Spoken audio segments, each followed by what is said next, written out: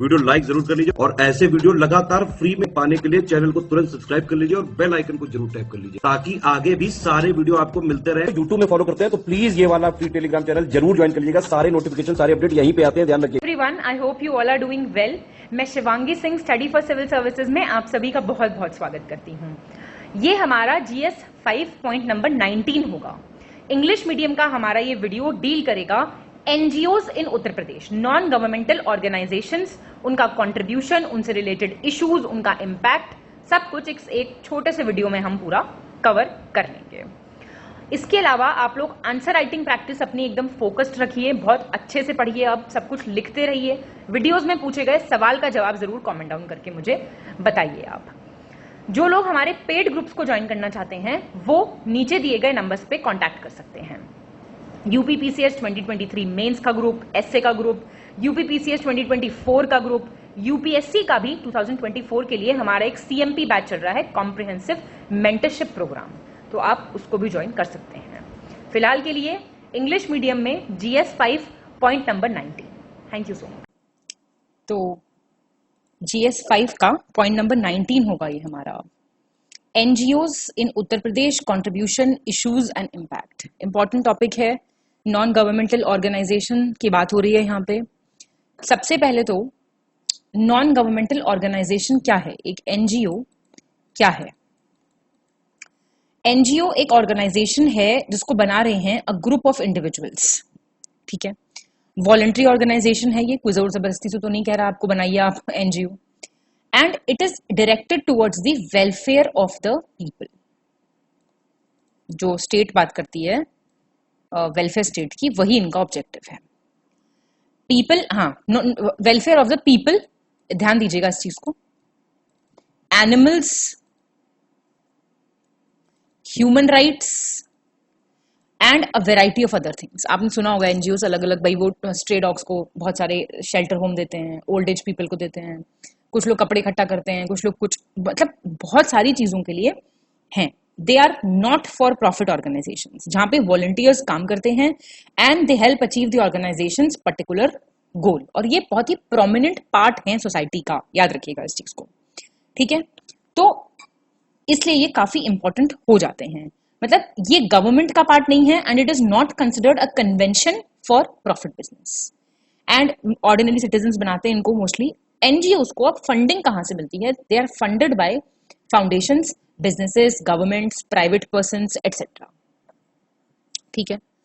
अब अगर मैं आपसे कहूं सबसे पहले तो कुछ बेसिक्स अगर आपके यहीं पे क्लियर हो जाएंगे तो आप उससे फिर आगे अच्छे से काम आंसर अच्छा बना पाएंगे। मतलब पहली चीज, अब देखिए NGO बन रहे हैं, सब कुछ है। NGO बनने के लिए हमारे यहाँ देश में क्या लॉज या रेगुलेशंस हैं, अगर आप इससे आंसर स्टार्ट करेंगे तो मैंने आपको क्या बताया, पढ़े लिखे लगेंगे।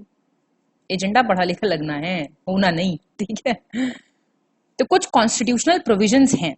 सबसे पहले तो आर्टिकल 43, मैंने आपको बताया ना, आर्टिकल सब लिखते जाओ साइड में। आर्टिकल 43 कहता है states aims and objectives to encourage cooperative in rural areas. पहला तो ये हो गया। एक आर्टिकल आपका है आर्टिकल 19 का क्लॉज 1 और C, इससे क्या है, इससे कौन सा राइट मिलता है आपको बताइए मुझे। Right to form associations. पढ़ा है कि नहीं पढ़ा है, तो रटे हुए होंगे अब तक, मैं पहले लेक्चर से चिल्ला रही हूं।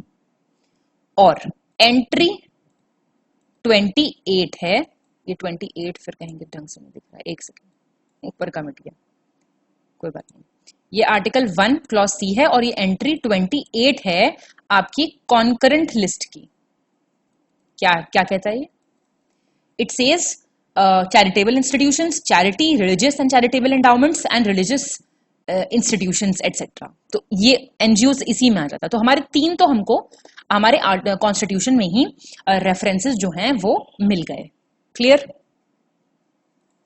अब NGOs सबसे पहले कहां मेंशन हुए थे, 1945 में आर्टिकल 17 था जो यूनाइटेड नेशंस का नया चार्टर बना था। कोई डेफिनेट या फॉर्मल डेफिनेशन नहीं थी। They were generally considered as non profit entities independent of government influence, because they are non governmental, नाम में ही है, ऑल्दो वो गवर्नमेंट फंडिंग, अब वो सब बात की बात है कि उनमें करप्शन होता है, 2 नंबर का पैसा 1 नंबर का पैसा करते हैं लोग, that is all a different angle. लेकिन एक्चुअली ऑब्जेक्टिव तो वाज दिस। एनजीओ मैंने बताया वॉलंटरी ऑर्गेनाइजेशन है, that is neither part of the government nor a traditional for profit business. मैं आपको शुरू में बता चुकी हूँ चीज। It is usually non profit and they sometimes are called civil society organisations, सुना होगा आपने नाम। And they established at the community, national and international levels to serve a social और political goal such as a humanitarian cause और the protection of environment. ये भी हो सकता है इसमें। अब सोसाइटी के डेवलपमेंट में, कम्युनिटीज के इंप्रूवमेंट में सिविक पार्टिसिपेशन को प्रमोट करने के लिए, हम कहते हैं ना जागरूकता बढ़ाइए, हर फील्ड में हमने पढ़ा, हर पॉइंट में हमने पढ़ा, अवेयरनेस लाइए, वाटर में पढ़ा हमने, आप अवेयर कीजिए, कैंपेन्स चलाइए, उसमें ये लोग काफी इंपॉर्टेंट हेल्प करते हैं। भाई इनकी एरियाज हो सकती हैं, area of focus health, health emergencies, education, मैंने आपको क्या बताया, सब कुछ इंटरलिंक्ड है। Infrastructure, minority rights advocacy, support of the poor, crime reduction, इनका कोई भी एरिया हो सकता है। तो ये काफी हेल्प करते हैं उस चीज को सही करने के लिए। ठीक है, क्लियर हो गई ये चीज। भाई ये लोग क्या करेंगे, ये भाई किसी कोई पॉलिटिकल या फिर सोशल चेंज चाहते हैं ये, या फिर कम्युनिटीज को इंप्रूव करना चाहते हैं, सोसाइटी डेवलप करना चाहते हैं, सिटीजन पार्टिसिपेशन एनकरेज करना चाहते हैं।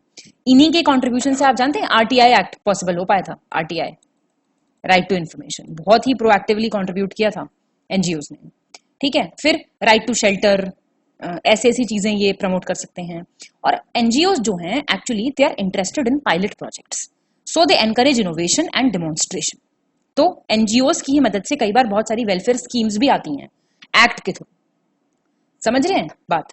तो अभी फिलहाल आप ये लगा लीजिए, इनका जो फील्ड है वो एडवोकेसी से लेके, मतलब डिसएडवांटेज मार्जिनलाइज सेक्शंस के लिए एडवोकेट बनने से, एडवोकेसी से डिजास्टर रिलीफ तक इनका पार्टिसिपेशन जो है वो पहुंच चुका है। तो दैट इज वेरी, मतलब ये ब्रिज कर रहे हैं ना गैप, जो भाई एग्जिस्टिंग गवर्नमेंट प्रोग्राम्स हैं। हमने आपको क्या बताया, गवर्नमेंट प्रोग्राम्स हैं और एक सेक्शन है जो लेफ्ट आउट है, इन दोनों के बीच का जो अंतर है उसको फिल कर रहे हैं एनजीओज, याद रखिएगा ये चीज। ठीक है, तो कंट्रीब्यूशन क्या है एनजीओज का उत्तर प्रदेश में, ये देखिए आप। अब इनका जो है कंट्रीब्यूशन देख लेते हैं। Raising the standard of living and reducing poverty. भाई एनजीओज क्या करते हैं, ये बहुत एसेंशियल हैं स्टैंडर्ड ऑफ लिविंग बढ़ाने के लिए, पावर्टी रिड्यूस करने के लिए। They work to reach out to unprivileged, underprivileged children, youth जो एकदम बाहर है, लेफ्ट आउट है, जिनके पास एजुकेशन नहीं है। ये इंश्योर कराते हैं कि इनको वो बेनिफिट्स मिले जो सरकार चाहती है इन तक पहुंचाना। रिसर्च में, एजुकेशन में और overall development of the country में इनका बहुत अच्छा खासा कंट्रीब्यूशन है। जैसे कि फेट फाउंडेशन है उत्तर प्रदेश का, एग्जाम्पल जरूर लिख के आने हैं, याद रखना। It is working in the field of social service like distribution of food, education, clothes, मतलब 7 स्टेट्स के कवर करते हैं और ये यूपी में भी काम कर रहा है बहुत अच्छा। ठीक है, फिर contribution in the field of education, specifically literacy rate क्या है भाई, 67.68% है, जो कि नेशनल एवरेज से कम है, जो कि 73% है, कई बार देख चुके हो ये आप। तो एनजीओज जो हैं ये एक्टिवली प्रमोट करते हैं education, specially among the vulnerable sections, education of girls पे, जो बच्चे भाई नहीं आते ऐसी सोसाइटी से, जो पढ़ा था ना प्राइमरी स्कूल, तो जो बाहर बैठे हैं उनको कहते हैं जाओ भाई वहीं जाके बैठो स्कूलों में अपने, specially scheduled caste, scheduled tribes, इनका ये one of the major objective है। और जैसे सेल्फ रिलायंट इंडिया एक है, वो बहुत अच्छा काम कर रहा है इस वाले एरिना में। फिर मैंने आपको बताया they bridge the gap, very important, ये गवर्नमेंट प्रोग्राम्स और लोगों की पहुंच के बीच का जो गैप है उसको फिल करते हैं। कोविड-19 के वक्त माइग्रेंट वर्कर्स को एड पहुंचाया था एनजीओज ने, लिखिएगा आप। इनकी एक्टिविटीज लिंक्ड होती हैं जेंडर इश्यूज से, human rights, labour rights, environmental rights, educational rights, health care rights, legal aid, ये सब कुछ लुक आफ्टर कौन करता है, they offer services to the left out sections who are typically ignored by the government projects. लिख के आइए, they help in the mobilisation of local resources that can be used for development, self sustaining, sustainable, responsive, relevant, जो terms बाकी जगह use करनी है वो यहां पे यूज कर लो। ये एजेंसीज इंटरमीडियरी हैं, they are the mediators between the people and the government. They are the facilitators. They act as catalysts. ठीक है, फिर ये रोल प्ले करते हैं ऑफ एन इनेबलर, इनेबलर लिख के आना, इनेबलर का रोल प्ले करते हैं। मतलब जो सेल्फ हेल्प ग्रुप्स हैं, कम्युनिटी लेवल आउटफिट्स हैं, ये बहुत जरूरी हैं बदलाव लाने के लिए। पास्ट में these grounded organisations they came into existence by collaboration with huge NGOs, and जो रिसर्च एजेंसीज होती हैं वो एक्सेप्ट करते हैं फिर फॉरेन फंडिंग। सोशल मीडिएटर की तरह इनेबलर हैं, सोशल मीडिएटर की तरह ये एक्ट आपका करते हैं, लिख के आना है। सोशल डेवलपमेंट, सोशल मीडिएटर भाई सोशल चेंज लाते हैं ये।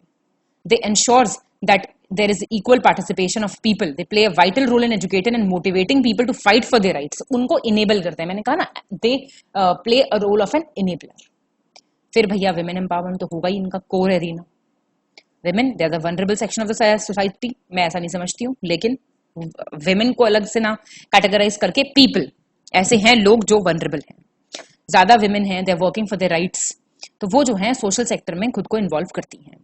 आप सेवा साथिन, एकलव्य, दिशा, ये लिखिए आप, इनका रोल क्या है? अवेयरनेस क्रिएट करना, इंटरवेंशंस लेके आना regarding women, child marriage, infanticide, foeticide, domestic violence, बहुत सारी चीजें हैं जिनके लिए ये काम कर रहे हैं। फिर एनवायरमेंटल अवेयरनेस, वेरी इंपॉर्टेंट। भाई human life is facing danger due to environmental pollution. Environment आजकल बहुत ही इग्नोर्ड सेक्शन है, क्योंकि वही बात है ना, बुनियादी जरूरतें नहीं पूरी हैं तो एनवायरमेंट के बारे में तो आदमी कब सोचेगा। तो ये बड़ा अच्छा काम करते हैं, ये लोगों को अवेकन करते हैं, गवर्नमेंट को बताते हैं कि एनवायरमेंटल डिग्रेडेशन, रिसोर्स डिप्लेशन कितना चल रहा है। ये वन शक्ति एनजीओ है, बहुत अच्छा काम करता है इस सबसे रिलेटेड। रिहैबिलिटेशन का काम बहुत अच्छा करते हैं ये भाई। जब डैम्स हैं, रोड्स, हाईवेज कंस्ट्रक्शन में क्या होता है, डिस्प्लेसमेंट हो जाता है of a certain section of people, specially in rural areas. So NGOs have a major role in rehabilitating people without proper compensation, and they're doing commendable work in this section. Human rights protection बहुत important है भाई। Lesbians, transgender people, इनका recognition, इनको main stream में लेके आना, तो ये सब नहीं हो पाता अगर सिविल सोसाइटी ऑर्गेनाइजेशंस के सस्टेन्ड एफर्ट्स नहीं होते।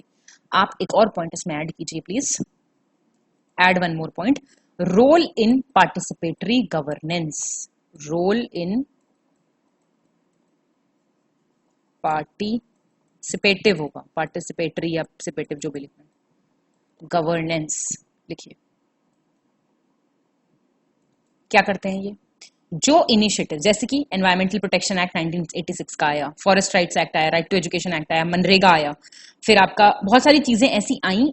ये ऐसे था जिसमें एनजीओज ने पार्टनर किया विद गवर्नमेंट और बहुत से कैंपेन्स को बहुत ही सक्सेसफुली इंप्लीमेंट किया। सर्व शिक्षा अभियान, स्वच्छ भारत अभियान, एसबीएम, स्वच्छ भारत मिशन, इन सब में इनका बहुत ही अच्छा रोल रहा है। और एक और पॉइंट ऐड कर लीजिए, they act as pressure groups, act as pressure groups. Pressure groups तो आप समझते होंगे मेरे ख्याल से, लक्ष्मीकांत पढ़ी है नहीं पढ़ी है, पॉलिटिकल लेक्चर्स लिए हमारे, नहीं लिए हैं। ये मोबिलाइज करते हैं ओपिनियन पब्लिक की और पॉलिसीज को, एक्शंस जो गवर्नमेंट की हैं उसके हिसाब से। ये अवेयरनेस क्रिएट करते हैं और असर्ट करते हैं प्रेशर ऑन पब्लिक पॉलिसी। तो ये एक डेमोक्रेटिक कंट्री में पॉपुलर प्रेशर क्रिएट करते हैं, जो कि बहुत नेसेसरी होता है किसी भी डेमोक्रेसी के फंक्शनिंग के लिए। ठीक है, क्या अब भाई इश्यूज क्या फेस कर रहे हैं एनजीओज प्रदेश में हमारे? फाइनेंशियल मेन इशू, बहुत इनके लिए मुश्किल हो जाता है कई बार सफिशिएंट फंड रेज करना और कंसिस्टेंट फंड रेज करना। भाई सूटेबल डोनर्स चाहिए जो देते रहें पैसा, वो थोड़ा सा इनके लिए प्रॉब्लमैटिक होता है। स्ट्रैटेजी इनकी कई बार थोड़ी खराब हो जाती है। भाई इनके पास एक कोहेरेंट स्ट्रेटेजिक प्लान नहीं होता, तो इनके इंटेंशन ठीक होती है लेकिन सक्सेसफुल नहीं हो पाता, इंप्लीमेंट नहीं हो पाते इनके एक्टिविटीज और मिशन। बैड एडमिनिस्ट्रेशन, तो थोड़ा सा गवर्नेंस का प्रॉब्लम है इनमें। पुअर और डिसऑर्गेनाइज्ड नेटवर्किंग, क्योंकि इससे क्या होता है, रिपीटेड एफर्ट्स रहते हैं, टाइमिंग नहीं होती सही, कॉन्फ्लिक्ट हो जाता है स्ट्रैटेजी में, या फिर an inability to learn from experience. So the more NGOs communicate with each other, with international NGOs and with the community, ज्यादा इफेक्टिव वो तब बन सकते हैं जब एक कोलैबोरेटिव और एक कम्युनिटी लेवल पे एफर्ट लगाए जाए। ठीक है, कैपेसिटी इतनी नहीं होती इनके पास, ना इतना टेक्निकल वो है आपका कैपेसिटी, ना ही ऑर्गेनाइजेशनल कैपेसिटी है कि अपना मिशन इतनी, मतलब फंड रेजिंग है, गवर्नेंस, लीडरशिप, टेक्नोलॉजी सेक्टर्स, ये थोड़ा सा वनरेबल है उसमें। डेवलपमेंट अप्रोच, कुछ एनजीओ फेवर करते हैं हार्डवेयर अप्रोच, मतलब इंफ्रास्ट्रक्चर बनाओ, सर्विसेज दो, मतलब लोगों को एम्पावर करने की बजाय आप ये वाले काम करो, इसमें और पैसा चाहिए। ये इतनी फ्लेक्सिबल नहीं होती अप्रोचेस, ना इतनी सस्टेनेबल होती हैं, तो हो नहीं पाता सक्सेसफुल काम। ओवर रेगुलेशन, गवर्नमेंट रेगुलेशंस कुछ ज्यादा ही कर देते हैं इनको, गड़बड़। ठीक है, वोट बैंक इन्फ्लुएंस कराना चाहते हैं पॉलिटिशियंस इनको थ्रेटन करते हैं, और ओवर रेगुलेशन की वजह से क्या होता है, एफिशिएंसी हिंडर होती है। कल्चरल बैरियर्स, अब कुछ क्या है, एनजीओस को ऐसे देखा जाता है कि ये एनक्रोच कर रहे हैं ऑन एज ओल्ड ट्रेडिशन, जैसे आपने देखा होगा जल्लीकट्टू का बैन, फिर पीआईएल आया था, पीटा एंड ऑल, समझ रहे हैं। तो ऐसे लोगों को लगता है कि ये तो भैया चैलेंज कर रहे हैं सामाजिक ढांचे को, एक ये वाला प्रॉब्लम हो जाता है। ठीक है, फिर कई बार इनमें पॉलिटिकल एक्टिविज्म ज्यादा दिखा देते हैं। ये पॉलिटिकल एक्टिविज्म मतलब पॉलिटिक्स में आने के उद्देश्य से ये काम करते हैं।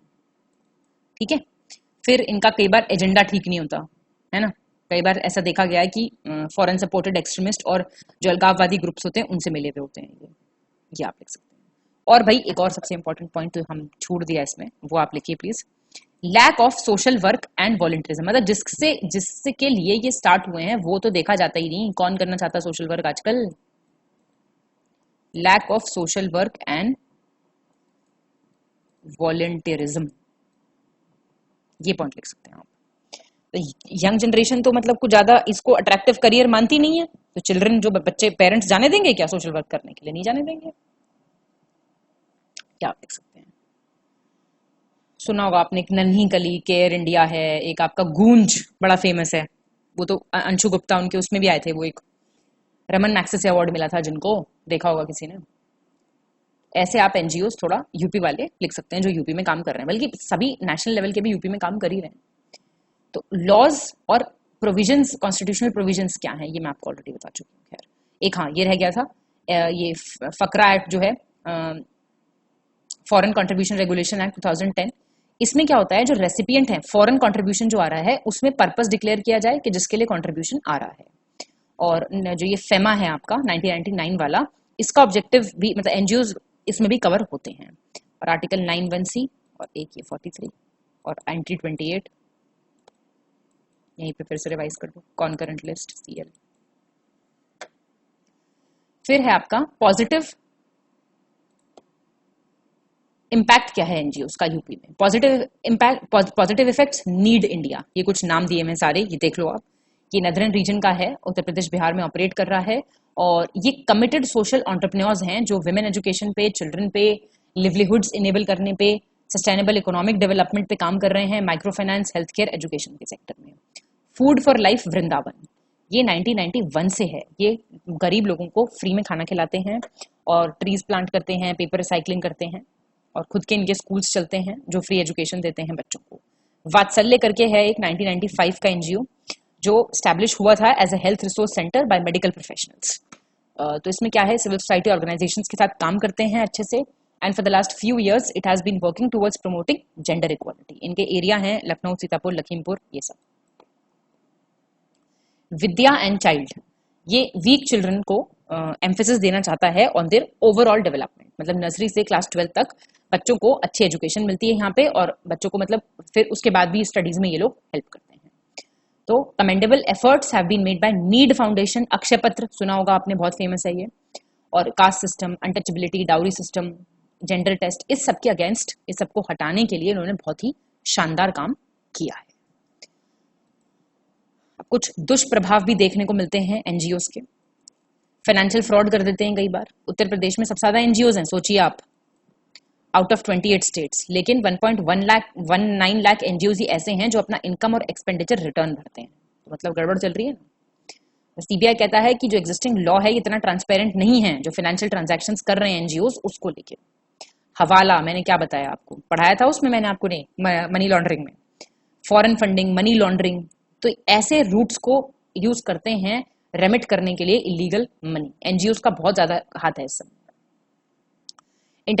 आईबी ने कहा कि जो फॉरेन फंडेड एनजीओस होते हैं उनमें मतलब जो नेशन वाइड न्यूक्लियर और कोल फायर्ड पावर प्लांट्स हैं, ऐसे मूवमेंट्स को जन्म देने में उनका हाथ है, और जेनेटिकली मॉडिफाइड ऑर्गेनिजम्स के अगेंस्ट जो मूवमेंट चलते हैं, और thus they act as instruments for foreign policy interest of western nations. मतलब वेस्टर्न नेशंस किस तरह से ढालना चाहती हैं दूसरे देशों को, उसमें ये बहुत मदद करते हैं उनकी। और नेगेटिवली अफेक्ट करते हैं जीडीपी ग्रोथ को through a network of local organisations. Greenpeace करके है एक एनजीओ जिसपे इल्जाम लगा था that they are using foreign funding to conduct protest movements at major coal blocks and coal fired power plant sites in India under the coal network umbrella. तो आप ये लिख सकते हैं that NGOs they are doing good work, but अभी बहुत सुधार की जरूरत है ना। बहुत सारी चैलेंजेस हैं and one of the most important steps is to overcome these barriers. इनको आइडेंटिफाई किया जाए क्या चैलेंजेस हैं जो एक ऑर्गेनाइजेशन फेस कर रही है, थोड़ा रेगुलेशन लाए इसमें और फिर इंप्रूवमेंट की जाए, तभी you can prepare a plan to improve and overcome the bottlenecks they face. छोटा सा हमारा टॉपिक था, ये खत्म हो गया है। फॉर एनी पेड ग्रुप ये नंबर्स दिए हुए हैं, you can definitely contact us. और नेक्स्ट लेक्चर में मिलती हूँ मैं आपसे। All the very best, keep smiling, have a nice day, thank you.